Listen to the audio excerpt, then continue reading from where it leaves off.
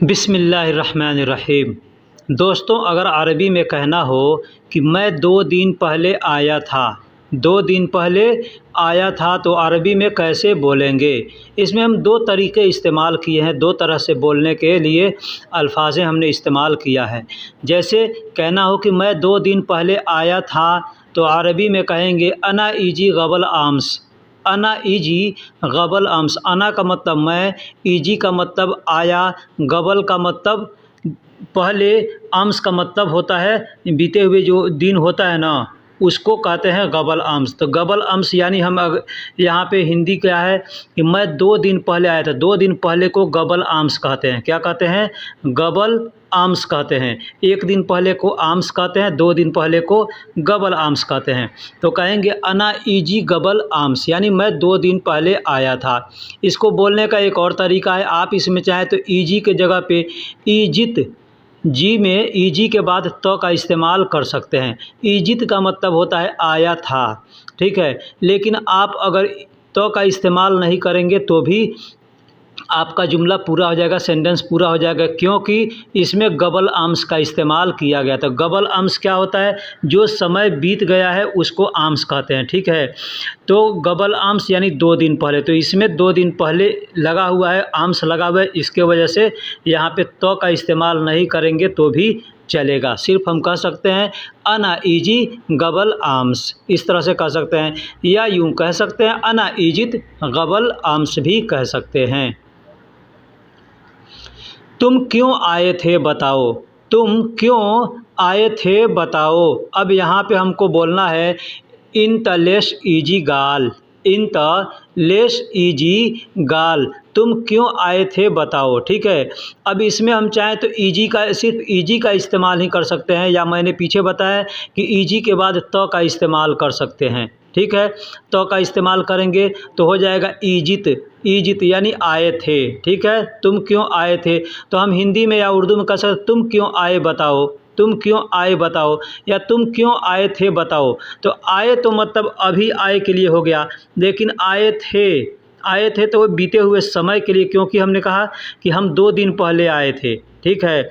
तो यहाँ पे कहेंगे क्यों आए थे बताओ, क्यों आए थे बताओ, तो कहेंगे इन तलेश इजित गाल, इन तलेश इजित गाल। हमने लिखा नहीं है लेकिन बता दिया है, ठीक है।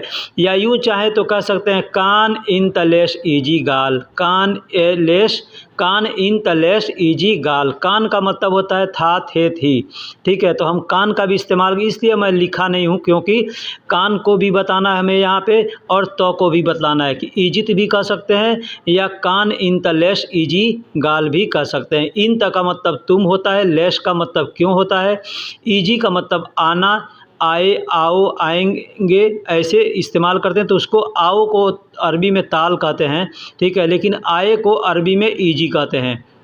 और गाल का मतलब होता है बोलना, कहना, बताना, ठीक है। तो कहना है कि तुम क्यों आए थे बताओ, तो ये दोनों तरीके से बोल सकते हैं, कान इन तलेश इजी गाल या इन तलेश इजित गाल, दोनों तरीके से बोल सकते हैं।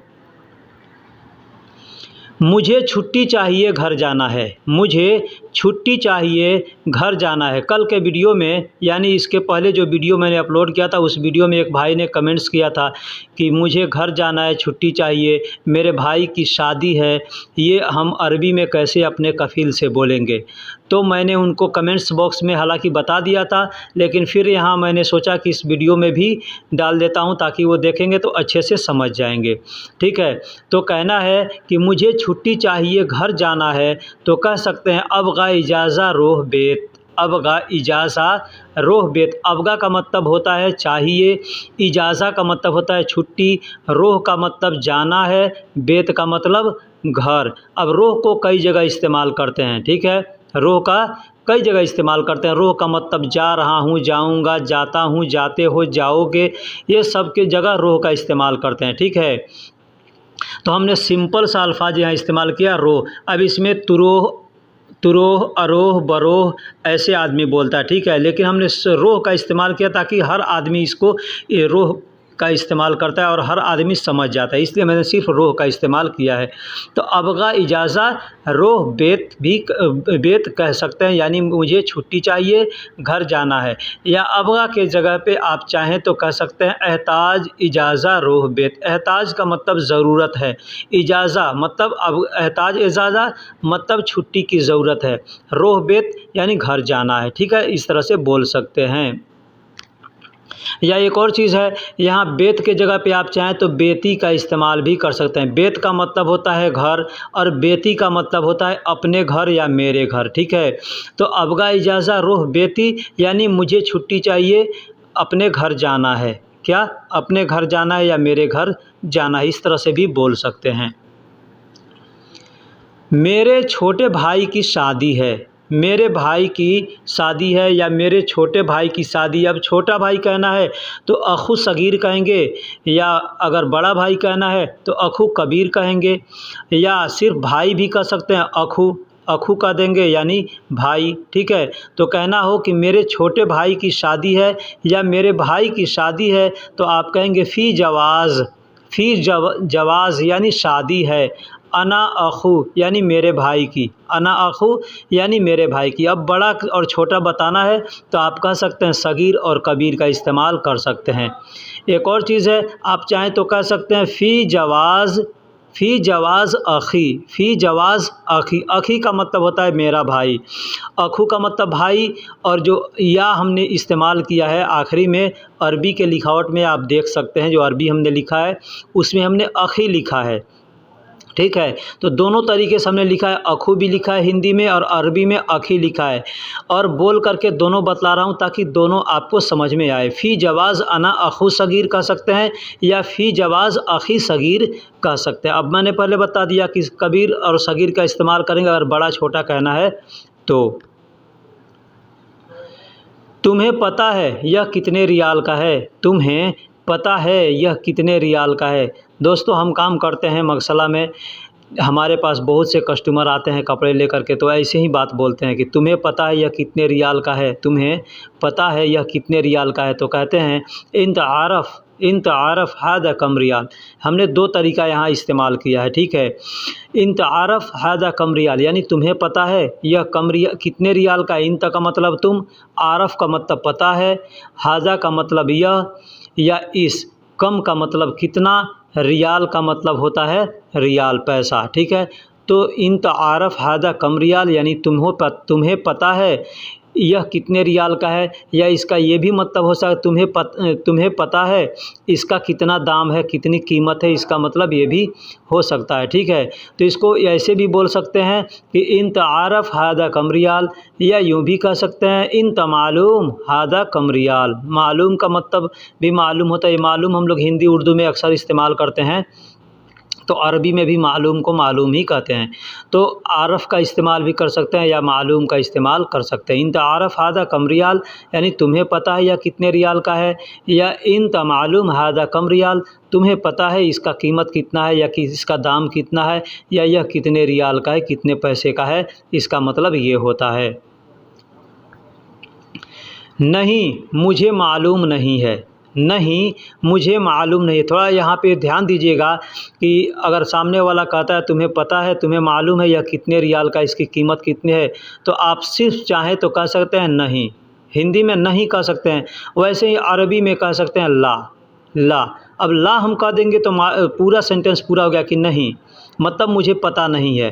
ठीक है, या चाहे तो कह सकते हैं ला अना माफ़ी मालूम। ला मतलब नहीं, अना माफ़ी मालूम यानी मुझे पता नहीं है, मुझे मालूम नहीं है। या कह सकते हैं ला अना आरफ़, ला अना माफ़ी आरफ़ यानी मुझे पता नहीं है, मुझे मालूम नहीं है, इस तरह से बोल सकते हैं। या एक और तरीका है बोलने का, कह सकते हैं ला अना मा अदरी। ला मतलब नहीं, अना मा अदरी यानी मैं नहीं जानता, मैं नहीं जानता, इसका मतलब ये भी होता है। ऐसे भी बोलने के कई तरीके हैं। अब हम सोचेंगे कि एक ही तरीका हम याद करके रखेंगे तो दूसरा तरीका अगर कोई बोल दिया तो हम नहीं समझ पाएंगे, मुंह बांधेंगे कि इसका मतलब तो मैं जानता नहीं। ठीक है, तो इसलिए मैं यहाँ 2-3 तरीके से बता रहा हूँ कि मुझे मालूम नहीं है अगर कहना हो तो कह सकते हैं ला मतलब नहीं। ठीक, ला मतलब नहीं कह देंगे, ला कह देंगे तो पूरा हो जाएगा।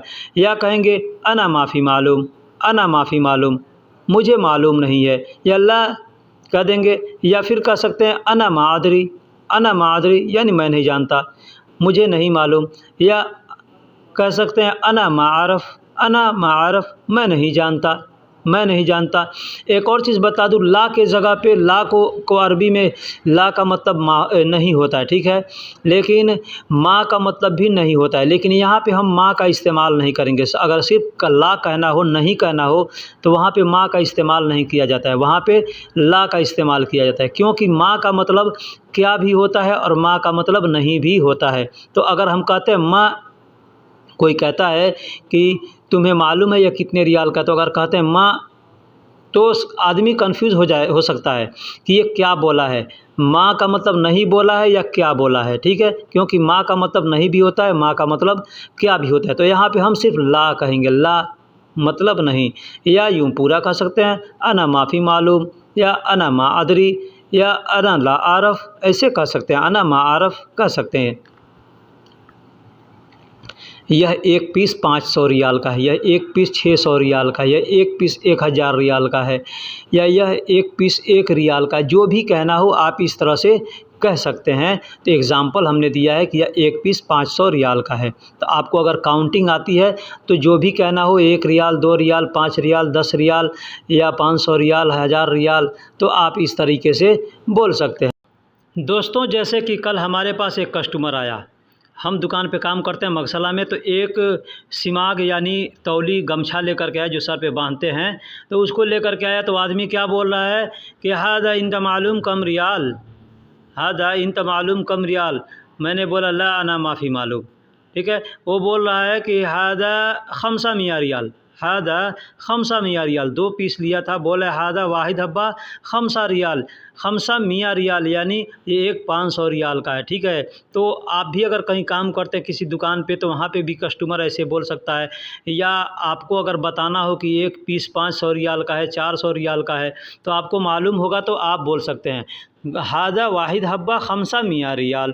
अब यहाँ हादा का मतलब यह होता है या इस होता है, वाहिद हब्बा यानी एक पीस, खमसा मिया यानी 500, रियाल तो सब लोग जानते हैं, रियाल दिरहम ये जो भी है आपका, आप बोल सकते हैं। रियाल में काम करते हैं तो रियाल बोलेंगे, दिरहम में काम करते हैं दिरहम बोलेंगे, दिनार में काम करते हैं दिनार बोलेंगे, ठीक है। तो इसका मतलब ये भी हो सकता है इसका एक पीस का कीमत 500 रियाल है, या यह एक पीस 500 रियाल का, इसका दोनों मतलब होगा, ठीक है। एक और चीज़ बता दूं कि बहुत सी जगह मियाँ नहीं बोलते हैं, मायता बोलते हैं। आप पैसे पे देखिएगा, पैसे पे लिखा रहता है खमसा मियतु रियाल, खमसा मियतु रियाल, मियतु रियाल, तो बोलने के लिए लोग मियाँ बोलते हैं, ठीक है। तो खमसा मिया रियाल, या खमसा मियतु रियाल, या खमसा मायता रियाल, इस तरीके से बोलते हैं, ठीक है। अगला है, क्या तुम मुझे बेवकूफ़ समझते हो, क्या तुम मुझे बेवकूफ़ समझते हो। मैं इस तरह के जब वो बोला कि 500 रियाल का है, तो मैंने इस तरीके से उसको जवाब दे दिया कि क्या तुम मुझे बेवकूफ़ समझते हो।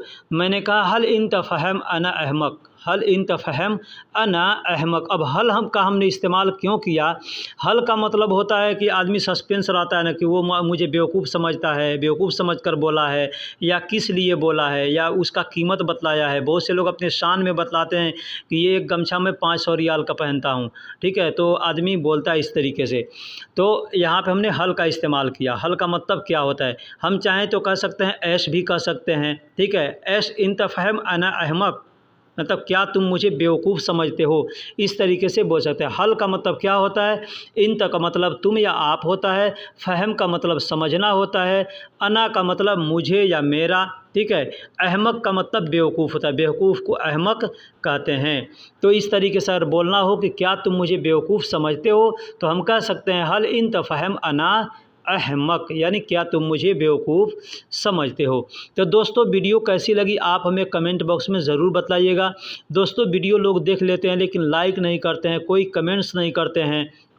हमें समझ नहीं आता कि कितना पैसा लगता है कमेंट्स करने में या लाइक्स करने में। नहीं कमेंट्स करते हैं तो कम से कम एक लाइक कर दिया कीजिए, उससे क्या होता है हमारा हौसला बढ़ता है कि हमारी वीडियो को लोग पसंद कर रहे हैं, ठीक है, देख रहे हैं, यानी हमारी मेहनत सफल हो रही है, हम मेहनत जो कर रहे हैं वो ज़ाया नहीं जा रहा है, ठीक है। तो आप लोगों से मैं रिक्वेस्ट करता हूँ, हर वीडियो में रिक्वेस्ट करता हूँ कि आप वीडियो को देखें तो पूरा देखें, नहीं तो बहुत से लोग कमेंट्स करते हैं कि मुझे समझ में नहीं आता है। तो कैसे समझ में आएगा, आधा वीडियो इधर देखें और छोड़ करके फिर दूसरे के वीडियो पे चले गए, तो जो हमने बताया वो तो आपने पूरा सुना नहीं, फिर दूसरे पे गए तो उसका भी आपने पूरा नहीं सुना, तीसरे पे गए, इसी तरीके से आप इधर का उधर आप दौड़ते रह जाएंगे और नहीं समझ में आ जाएगा, नहीं समझ में आएगा। इसलिए मैं आपसे रिक्वेस्ट करता हूं कि जिस वीडियो को भी आप देखिए पूरा का पूरा देखिए, ठीक है। फिर मिलेंगे किसी अगले वीडियो में, तब तक के लिए खुदा हाफिज़। एक और चीज़ कह दूं कि आप हमारे चैनल पर नए हैं या पुराने हैं, चैनल को सब्सक्राइब नहीं किया है तो मेरे भाई मेरे दोस्त चैनल को सब्सक्राइब कर दीजिए और बेल आइकन को ऑल पे क्लिक कर दीजिए, ताकि जो भी वीडियो हम अपलोड करेंगे उसका नोटिफिकेशन आपके पास जाएगा, वीडियो ढूंढने की ज़रूरत नहीं पड़ेगी। फिर मिलेंगे किसी अगले वीडियो में, तब तक के लिए खुदा हाफिज़, सलाम अलैकुम।